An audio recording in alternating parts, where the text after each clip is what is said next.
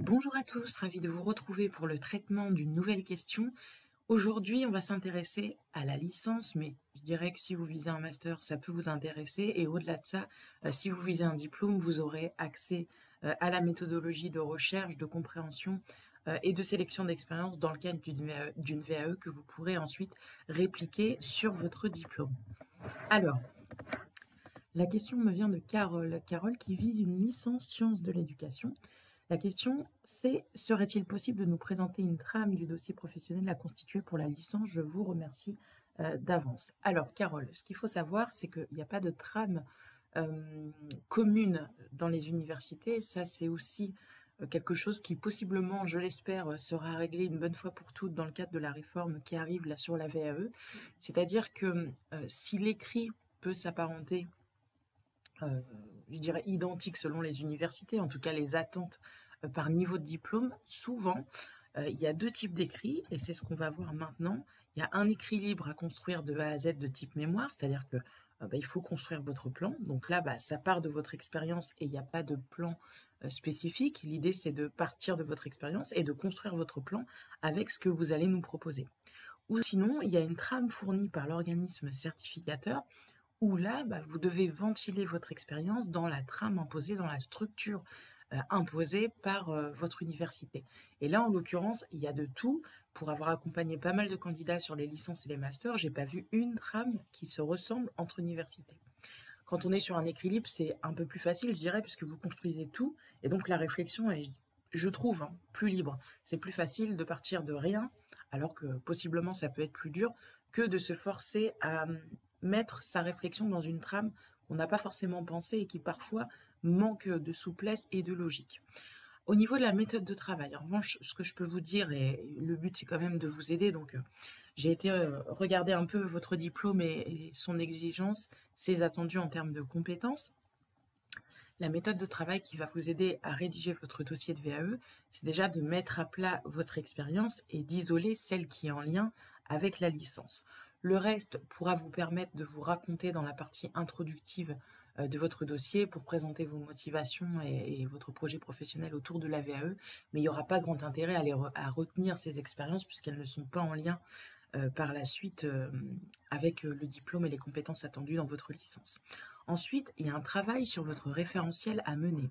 Là, vous voyez, j'ai été rechercher les compétences. Alors, c'est sur le site de l'Université de Strasbourg. Alors, je ne vais pas leur faire de pub parce que je n'ai pas de lien spécifique avec eux, mais l'Université de Strasbourg, elle fait un travail exemplaire en termes de présentation des diplômes, en termes de cartographie des compétences, en termes de synthèse d'informations, que ce soit d'ailleurs sur les formations initiales ou la cellule VAE. Et si vraiment vous recherchez des informations et qui proposent votre diplôme, allez sur leur site. Il y a vraiment beaucoup, beaucoup de choses. Et ce que j'aime dans leur façon de travailler, c'est l'aspect synthétique, où ensuite, pour un candidat VAE, c'est très facile de comprendre ce qu'on attend, puis de lancer le travail de réflexion et ensuite d'écriture de votre écrit. Donc là, j'ai été sur leur site puisqu'ils proposent cette licence et j'ai repris les compétences à acquérir. Si on fait un point là-dessus, vous voyez qu'il y a des notions et il y aura des mots déjà sur lesquels vous devez poser une petite définition pour vous assurer que vous compreniez bien l'attendu. Replacer un fait éducatif, vous voyez que ce terme revient beaucoup dans son contexte institutionnel, historique, politique, économique et culturel. Identifier et situer les acteurs d'un fait éducatif dans leur interaction. Ok. Participer à l'élaboration d'un cahier des charges de formation, ça peut faire l'objet clairement d'une situation de travail que vous allez présenter.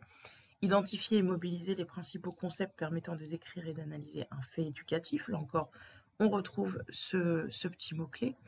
Identifier et mobiliser les données de la recherche en éducation pour éclairer une problématique d'éducation ou d'enseignement. Donc c'est la même chose. Qu'est-ce que vous avez fait dans votre expérience qui peut permettre d'illustrer cette compétence?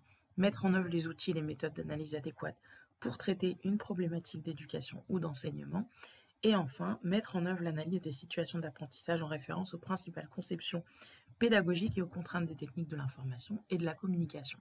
Donc ça, cette partie compétences, que vous pouvez d'ailleurs compléter par les unités d'enseignement si vraiment vous voulez avoir un niveau de détail très précis sur cette licence, Mais ça, en gros, c'est ce que je dois retrouver dans votre écrit de manière précise, incarner, développer, référencer, analyser, problématiser. OK? Donc à partir de là, ça c'est, la ligne d'arrivée que vous devez atteindre, hein, les compétences attendues. On vous évaluera là-dessus. Quel choix de situation de travail pertinent vous pouvez proposer, issu de votre expérience, pour incarner toutes ces compétences? Donc en fonction de la trame de votre université, écrit libre, trame, imposée, il va falloir trouver des situations de travail. Soit, vous avez un écrit libre et bah, là, vous pouvez partir, sur soit une succession d'expériences que vous avez vécues, soit vous suivez la chronologie de votre expérience, soit c'est un projet que vous avez porté qui va permettre vraiment de développer l'ensemble de ces compétences, mais il va falloir faire un choix et ensuite construire votre réflexion, apporter évidemment des références littéraires, des ouvrages, des articles scientifiques, des recherches, pourquoi pas, qui ont été, menées. Ça peut être également, des lois ou qui encadrent aussi, l'apprentissage. Bref, vous allez devoir soutenir votre expérience et l'appuyer, sur des références solides, reconnues évidemment, dans votre domaine d'activité. Et puis après ça, réaliser un plan et quand le temps sera venu et quand toute cette partie réflexion sera menée, passer à la rédaction de votre écrit. OK? Donc pas de trame spécifique comme je le disais puisque votre expérience est singulière et dans l'un des 2 cas, même si, vous partez sur un écrit libre, il faut partir de votre expérience, donc je ne peux pas vous donner un plan. Et si vous partez d'une trame fournie, bah, il va falloir ventiler dans les différentes parties attendues votre expérience et tout de même, travailler un plan. Mais vous avez ici une méthode de travail, qui vous permet d'être aux attendus, de comprendre les attendus de votre licence et d'effectuer le travail, qui s'avère nécessaire pour tenter de valider votre licence. C'est en tout cas tout ce que je vous souhaite, avec, ces informations et évidemment, de valider votre VAE. Donc j'espère que ça vous a aidé. S'il y a des questions justement autour de la licence, même sur une autre licence, ou si vous avez des questions, Carole, n'hésitez pas, vous pouvez les mettre dans la description de cette vidéo, je les consulterai et puis j'apporterai au besoin un complément de réponse. Je vous retrouve demain pour le traitement d'une nouvelle question. À bientôt.